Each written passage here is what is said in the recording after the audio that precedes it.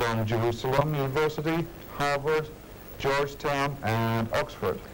Incredible. This is absolutely incredible. I can't believe this. Well, after a period of 2 weeks, in response to Hansel and Gretel's very specific commands, the Emperor was able to locate somewhere in the Middle East, I'm not authorized to disclose the exact location because of military reasons, a nail that resembled very much the digital composite of Noah supplied by Gretel.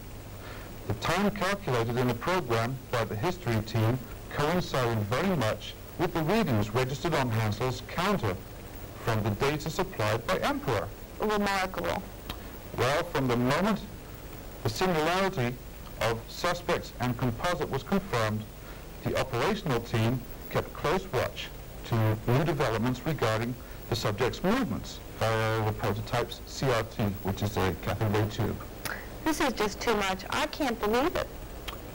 Let me tell you, on a grey, chilly morning at the bridal suite of the Holiday Inn near Delft, I believe it was, specially rented, by the way, as a provisional secret quarters for the monitoring activities, George Course, who was Greta's CRT operator on duty, reported to Yacht Bayer station manager that unusual activity was detected in the subject's living quarters.